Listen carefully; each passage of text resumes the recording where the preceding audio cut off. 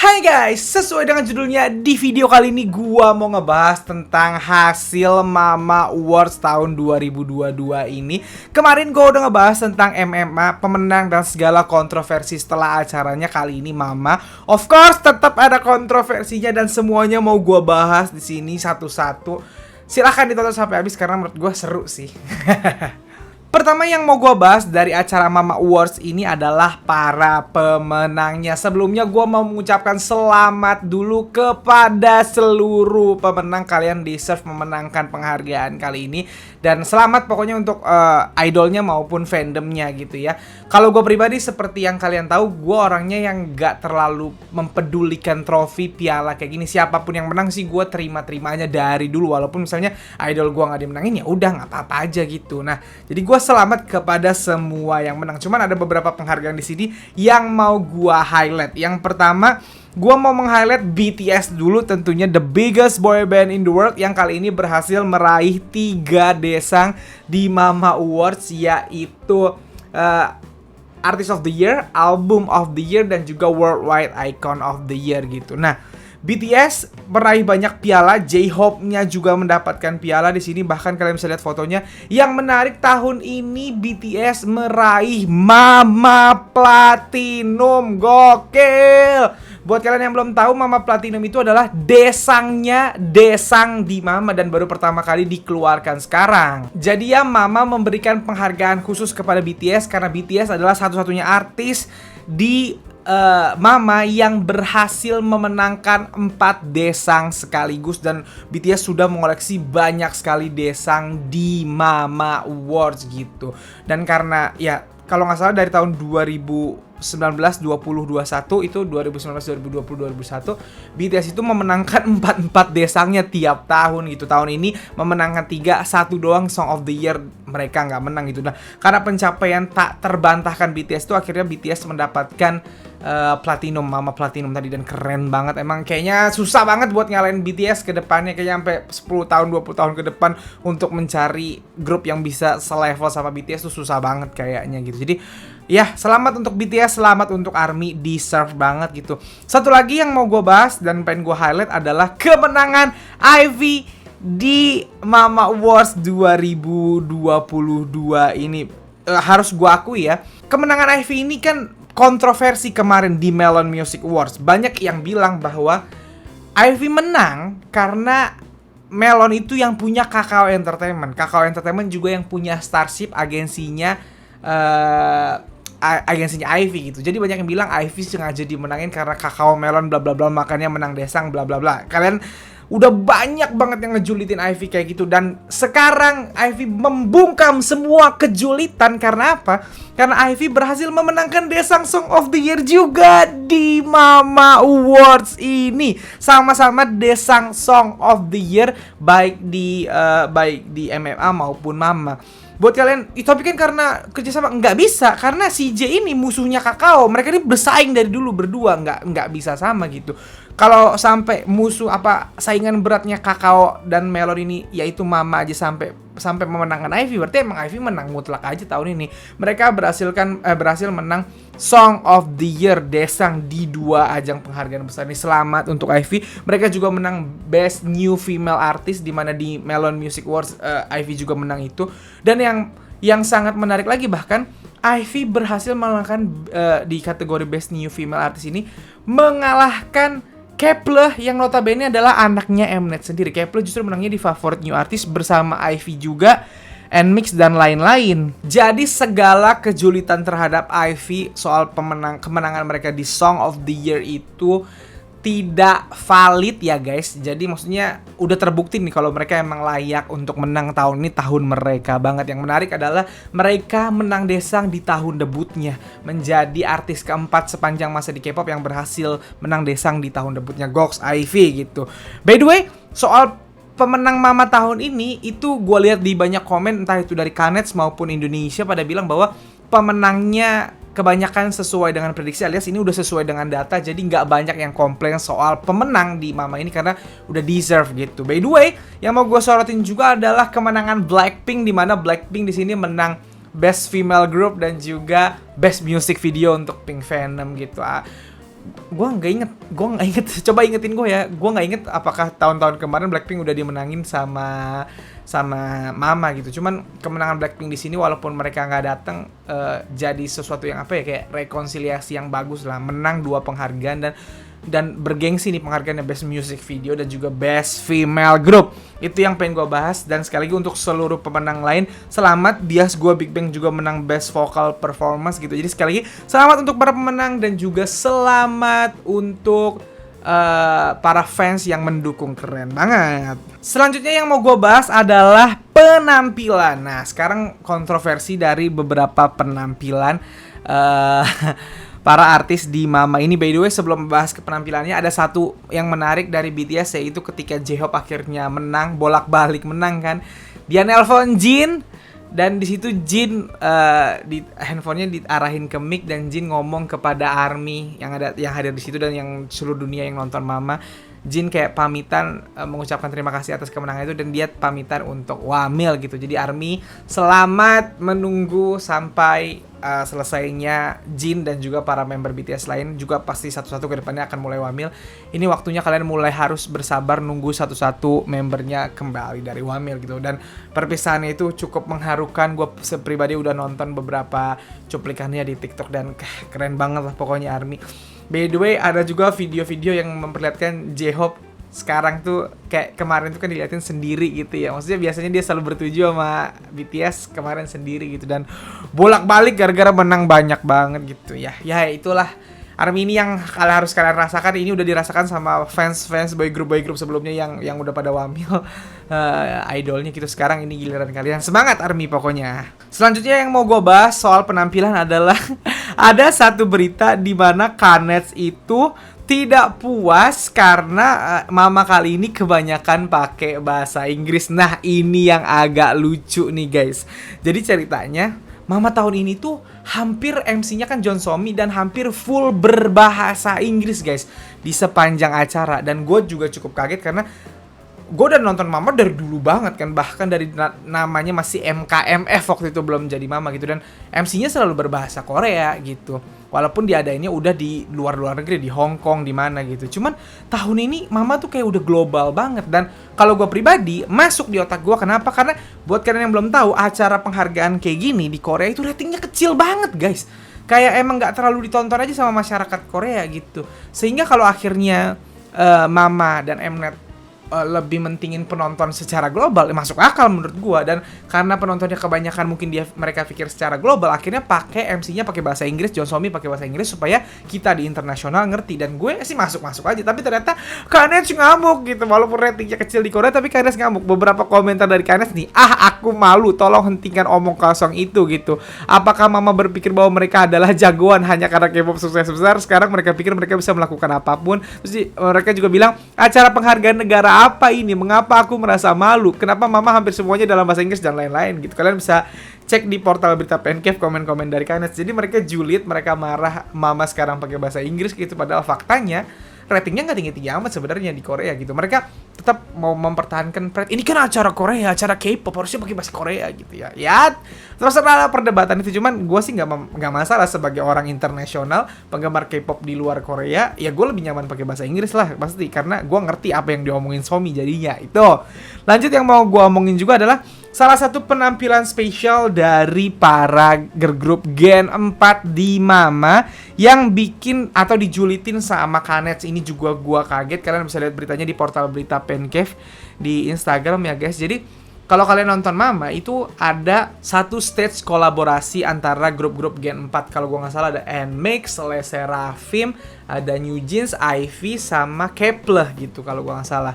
Koreksi ya kalau lebih gitu. Dan penampilan mereka ternyata adalah diacak gitu guys. Jadi kayak lagu LE SSERAFIM nih, terus yang nariin bukan nyanyiin, mereka nariin doang, kayak cover gitu, tapi anggotanya diacak dari berbagai girl band ini, dan di akhir mereka nyanyi dan nariin lagu Twice yang Cheer Up gitu. Gue sih nonton asik-asik aja sebenarnya, karena ini kayak nge-callback gue, bikin gue nostalgia sama penampilan Gen 3 dulu, dimana gue inget banget dulu Gen 3 tuh pernah zaman-zamannya Red Velvet, GFriend, Twice, IOI gitu-gitu cover lagunya SNSD yang Into the New World gitu. Tapi ternyata hal ini dijulitin sama Kanes. Ini beberapa komennya yang gue kutip dari portal berita Pancave, katanya gini, ini terlihat sangat kuno sekali, mereka melakukan sesuatu seperti yang dilakukan di tahun 2027. Yang ada juga yang bilang apakah ini semacam random play dance, ada juga yang bilang ini jadi seperti KCON. Yang keempat, apa sih ini, aku benar-benar berekspektasi terlalu tinggi pada panggung ini, semuanya omong kosong. Ada juga yang bilang lucu sekali, ini terlihat seperti random play dance di game Caterers gitu. Jadi kebanyakan Kanes itu nganggepnya ini kayak random play dance aja, bukan kayak stage spesial gitu.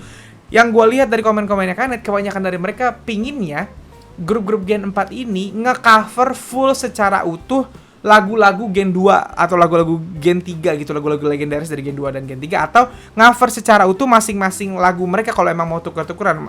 Misalnya New Jeans nyanyian lagu Ivy tapi full gitu. Ini tapi mereka malah kayak semacam ya kayak random play dance sebenarnya bentuknya gitu. Gue udah ngebahas ini duluan di TikTok, dan TikTok malah gue pikir pada akan belain Gen 4, tapi malah pada bilang emang kayak random play dance sih, nggak jelas konsepnya untuk yang tahun ini gitu. Nah gue pengen tanya sama kalian, apakah kalian setuju sama Kanes ini kayak random play dance gak jelas, atau kalian merasa enggak bagus kok, malah seru gitu? Silahkan coba tulis di kolom komen. Selanjutnya yang pengen gue bahas juga adalah penampilan Treasure. Ya, penampilan Treasure mengingatkan kembali dengan YG, gaya-gaya YG dulu. No YG No Party is back diwakili oleh Treasure tahun ini. Dan banyak yang minta gua reaction. Kemarin videonya udah gua buat tapi di take down karena copyright sama CJ Entertainment-nya, dan gak bisa gua upload lagi karena memang copyright. Kalau kalian nanya pendapat gua gimana, gua suka banget sama penampilannya, bagus banget, gua seru banget, dan memang nge-callback atau membuat kita bernostalgia sama penampilan idol-idol YG di tahun-tahun sebelumnya, yang membuat mama seperti acara mereka sendiri, seperti panggung konser mereka sendiri, dan terasa banget No YG No Party-nya. Jadi keren banget untuk Treasure. Dan selanjutnya yang ingin gua bahas adalah soal rap Soyeon G-Idol yang jadi kontroversi nih guys. Agak kaget gua karena banyak orang yang akhirnya komen, termasuk Kanes, dianggapnya antara keren dan cringe gitu. Di Indonesia sendiri gue juga kaget, ternyata kalau kalian lihat portal-portal berita itu ada yang pro ke Soyeon, ada yang enggak gitu. Nih, buat yang kalian yang belum tahu, jadi kalian bisa lihat penampilannya Soyeon di acara itu, kalian bisa lihat di YouTube gitu.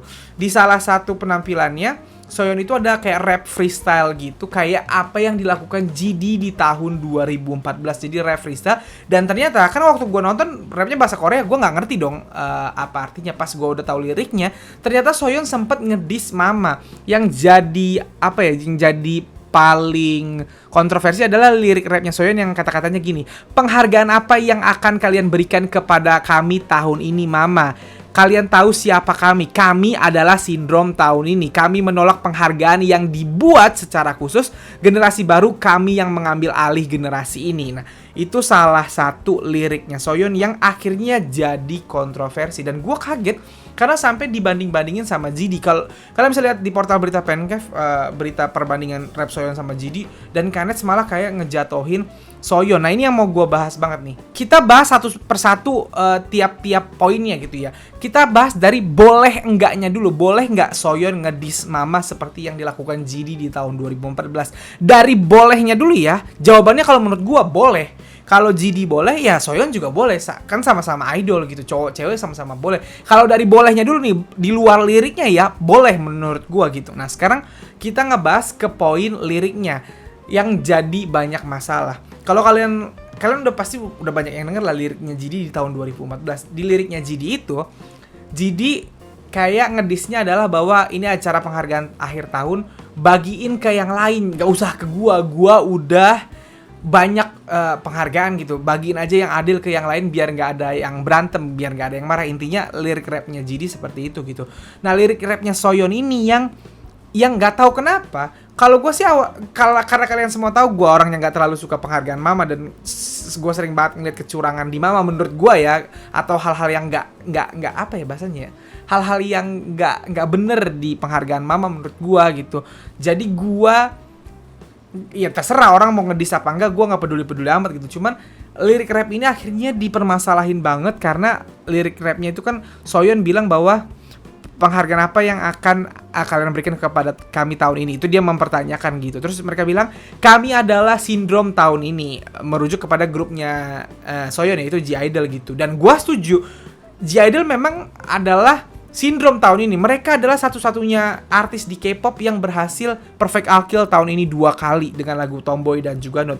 Perfect All Kill adalah pencapaian tertinggi sebuah lagu di masyarakat di publik Korea gitu. Dan G-Idol satu-satunya yang berhasil mendapatkan itu. Berarti kan mereka memang sindrom baru tahun ini. Memang sebagus itu mereka gitu. Dan ini bisa dibilang tahun tersuksesnya G-Idol dah dari pertama kali mereka debut.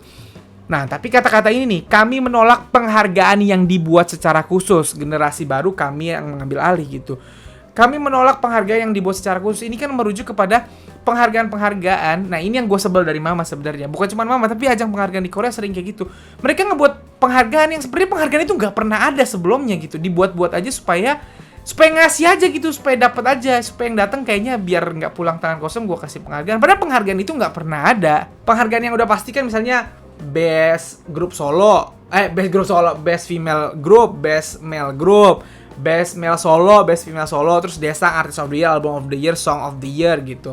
Worldwide Icon of the Year nggak apa-apa kalau tambahin, kalau tapi memang itu Desang jatuhnya. Desang mah nggak pernah ada yang nggak pas gitu. Best New Artist, Best Female Artist misalnya, Best Troll, Best Hip Hop, itu yang pasti-pasti aja gitu. Nah, makin kesini penghargaan kayak ajang Mama MMA dan lain-lain itu penghargaannya makin banyak banget. Kayak kita baru dengar ini penghargaan apa lagi kenapa muncul. Nah, itu mungkin yang dimaksud dengan Soyeon. Kami menolak penghargaan yang dibuat secara khusus gitu, cuman supaya kami dapat piala, padahal kami harusnya dapat piala yang lain. Mungkin itu maksudnya Soyeon. Dan generasi baru kami yang mengambil alih. Buat gue itu biasa di hip hop, menyombongkan diri sendiri itu biasa aja. Kalau kalian nonton Show Me The Money, kalian pasti tahu itu gitu. GD pun di 2014 kan gue punya banyak uang Dragon Money gitu-gitu, udah biasa gitu. Rap yang ninggi-ninggiin diri sendiri itu udah biasa. Cuman kayaknya itu yang paling bermasalah adalah ketika Soyeon bilang kami menolak penghargaan yang dibuat secara khusus gitu. Kayak dia nyindir padahal nah ini masalahnya, ketika setelah tampil itu G-Idol menang penghargaan di Mama Favorite Female Group dan mereka maju dan mereka tampil. Nah, ini juga sisi dua mata uang menurut gua. Harus walaupun abis nyindir, ketika menang penghargaan, ya karena mereka udah datang, ya mereka harus maju dong, harus nerima penghargaan itu. Kalau mereka bilang enggak, sombong dong G-Idolnya, ntar malah dikritik gitu. Mereka maju dan itu udah attitude yang benar gitu. Cuman kritiknya Soyeon di sini, di diss-nya itu menurut gue masuk akal juga, karena faktanya G-Idol itu menang Favorite Female Group, di mana Favorite Female Group itu nggak ada di tahun-tahun sebelumnya nominasi itu. Dan bahkan dia menang Favorite Female Group, tapi nggak ada nominasi Favorite Male Group-nya, paham nggak? Jadi kayak nominasi Favorite Female Group ini emang dibuat supaya G-Idol dapat piala aja, kayak semacam itu gitu loh. Itu yang kritik Soyeon yang menurut gue benar, tapi akhirnya jadi salah karena mungkin banyak orang yang nggak suka aja sama, nggak tahu, gue juga bingung kenapa nggak suka gitu, padahal asik-asik aja menurut gue. Cuman kalian bisa lihat lah di portal berita banyak juga yang ngeledek Soyeon, katanya nggak etis, dia kayak ngeremehin grup lain yang menang, padahal jelas secara data grup lain yang memang wajib menang gitu.